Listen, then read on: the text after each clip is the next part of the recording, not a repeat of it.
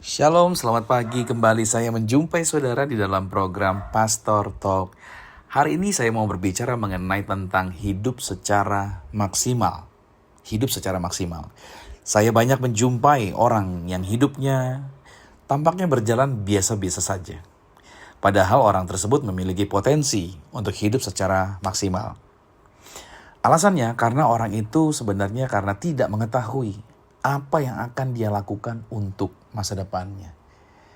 Nah sebenarnya saudara, keputusan yang kita buat hari ini itu akan menentukan masa depan. Cuman masalahnya kita suka gak bisa ngambil keputusan dengan tepat. Contohnya seperti ini, pernah dengar gak jawaban terserah? Nah jawaban seperti itu seringkali terdengar apabila ada pertanyaan, hey kita mau makan di mana nih hari ini? Entah karena orang itu ditanya dan dia jawabnya terserah, mungkin karena gak mau bertanggung jawab, atau karena malas berpikir. Biasanya orang cenderung mengatakan terserah sebagai jawabannya. Saudara, kenyataan mereka semua lapar dan mau makan, tetapi tidak ada yang mau mengambil keputusan. Kata terserah tidak menunjukkan tujuan tertentu. Dan yang pasti juga kata terserah itu bukan nama sebuah restoran. Tapi menarik juga kalau saudara mau bangun usaha, nama restoran yang mudah diingat orang namanya restoran terserah. Nah dalam keadaan seperti ini yang ada hanyalah wasting time. Membuang waktu. Kalaupun kemudian karena lapar atau karena waktu yang terus berjalan, mereka harus menjatuhkan pilihan, biasanya keputusan yang diambil bukanlah keputusan yang terbaik. Nah terserah memang merupakan jawaban yang paling gampang ya. Karena dengan demikian orang lainlah yang mengambil keputusan dan kita enggan mengambil keputusan, berarti kita sedang memberi peluang untuk orang lain yang menentukan pilihan dan tujuannya. Dan itu menyebabkan kita bebas dari tanggung jawab. Tetapi akibatnya apapun yang menjadi pilihan orang lain ya harus kita terima. Karena kita sudah bilang terserah. Artinya tujuan kita ditentukan atau diatur oleh orang lain. Si pengambil keputusan merupakan pihak yang paling bertanggung jawab atas apa yang terjadi. Kalau saja kita tahu apa yang kita mau, maka sebenarnya dengan mudah kita akan menentukan tujuan kita. Gak perlu buang waktu, kita akan mendapatkan yang terbaik sesuai dengan apa yang kita mau. Nah saya hanya ingin menggambarkan kepada saudara betapa pentingnya sebuah keputusan. Karena masa depan kita itu ditentukan oleh keputusan-keputusan yang kita buat.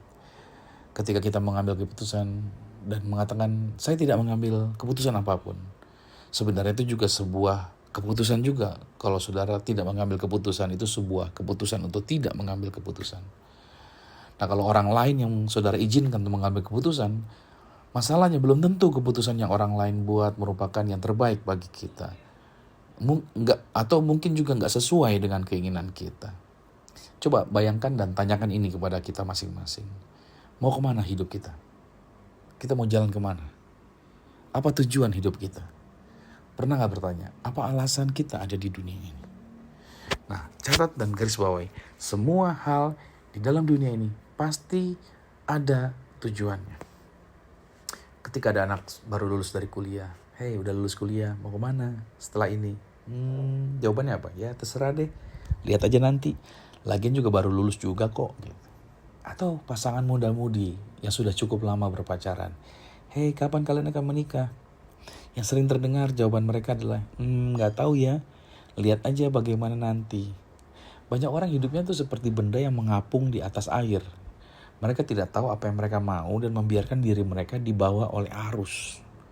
Mereka takut mengambil keputusan. Atau istilahnya whatever will be lah gitu. Dan akhirnya kehidupan mereka tidak bisa menjadi maksimal. Saudara, segala sesuatu di dunia ini diciptakan dengan tujuan. Kursi dibuat dengan tujuan. Rumah didirikan dengan tujuan. Mobil dirakit juga dengan tujuan. Yang pasti, kegagalan kita untuk mengenali tujuan dari suatu barang, maka itu akan menyebabkan kita gagal untuk memakai barang tersebut secara maksimal. Bayangkan kalau sebuah handphone canggih jatuh ke tangan orang primitif. Apa yang terjadi? Akibat tidak mengenali tujuan handphone tersebut diciptakan, maka handphone itu akan diperlakukan secara sembarangan. Dan besar kemungkinan handphone tersebut akan menjadi rusak dan sia-sia tidak terpakai.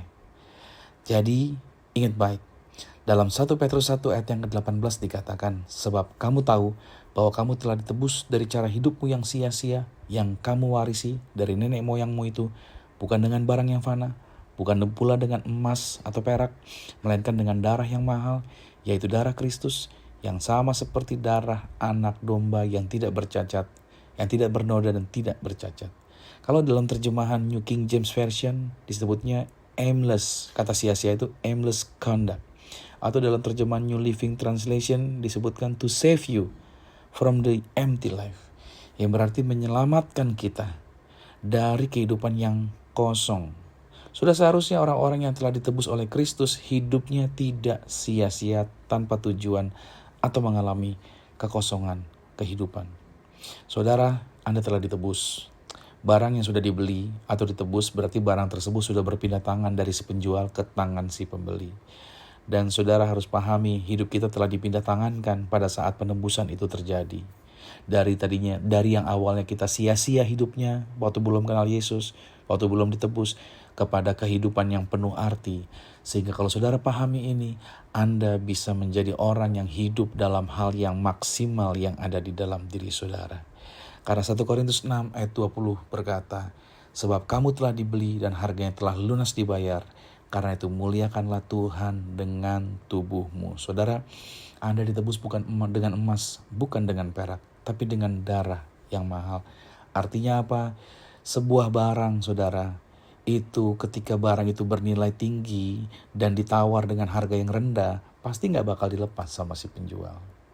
Tetapi dalam transaksi jual beli, kalau sebuah barang baru akan berpindah tangan kalau ada kesepakatan harga dari kedua belah pihak. Dan firman Tuhan mengatakan, kita ditebus dengan darah Kristus. Bukankah ini berarti harga hidup kita ini sama dengan Kristus? Mungkin selama ini belum pernah terpikir oleh kita bahwa besarnya harga yang Tuhan bayarkan untuk menebus kita sebenarnya menunjukkan nilai hidup kita. Anda punya nilai yang setara dengan Yesus. Ingat baik, kalau nilainya gak setara, itu tidak terjadi transaksi, saudara. Kurang sedikit pun tidak terjadi transaksi. Tetapi karena Anda setara dengan Yesus, maka Anda telah ditebus. Kenapa Anda punya nilai yang tinggi? Karena Yesaya 43 ayat 4 berkata, oleh karena engkau berharga di mataku dan mulia. Berarti di mata Tuhan kita sangat berharga. Nilai hidup manusia sangat tinggi. Namun yang sering menjadi persoalannya adalah ini yang terjadi. Tuhan Yesus tahu kalau hidup kita sangat bernilai tinggi. Iblis pun tahu nilaimu sangat tinggi. Tetapi masalahnya justru kita yang tidak tahu bahwa nilai hidup kita sangat tinggi. Kalau engkau tidak tahu nilaimu tinggi, tadi saya katakan, seorang yang tidak tahu nilai barang yang tinggi, maka dia akan berlaku sembarangan dengan barang tersebut. Kalau ada orang datang sama saya, menitipkan barangnya, dan dia memberitahukan kepada saya harga nilai barang itu yang sangat tinggi, maka ketika saya tahu nilainya sangat tinggi barang yang dititipkan, tentu saya akan memperlakukan barang tersebut dengan sangat hati-hati. Alasan mengapa orang tersebut menginginkan saya mengetahui nilai barang yang dia titipkan adalah supaya saya tidak sembarangan dengan barang tersebut. Hari ini dengar baik, saudara, dibukakan di depan mata saudara, di depan setiap kita. Engkau punya nilai yang sangat tinggi. Engkau sangat berharga. So please, jangan jadikan sia-sia apa yang Yesus telah sediakan buat saudara. Tujuan agar apa?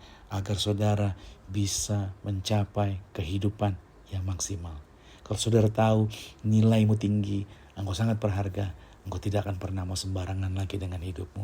Dan engkau tidak lagi menjadi orang yang minder, engkau tidak lagi menjadi orang yang ketakutan, engkau tidak lagi menjadi orang yang merusak hidupmu, tapi engkau menjagai hidupmu. Bukan hanya hidupmu, engkau memiliki nilai yang tinggi atas segala sesuatunya. Engkau punya nilai yang tinggi atas persahabatanmu. Engkau punya nilai yang tinggi atas rumah tanggamu, sehingga engkau menjaga rumah tanggamu dengan baik dan benar. Engkau menjaga masa mudamu karena engkau memiliki nilai yang tinggi. Engkau menjaga keperawananmu, engkau menjaga keperjakaanmu, engkau menjaga hubungan yang kudus di dalam kehidupanmu dan tidak menukar masa depanmu dengan narkoba. Karena nilaimu sangat tinggi. Tuhan mengasihi saudara.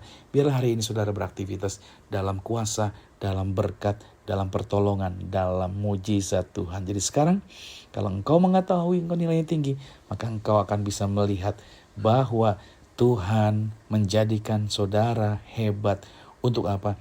Untuk saudara bisa melakukan yang terbaik di bumi ini. Saya berdoa saudara diberkati hari ini. Tuhan Yesus Kristus memberkati. Amin.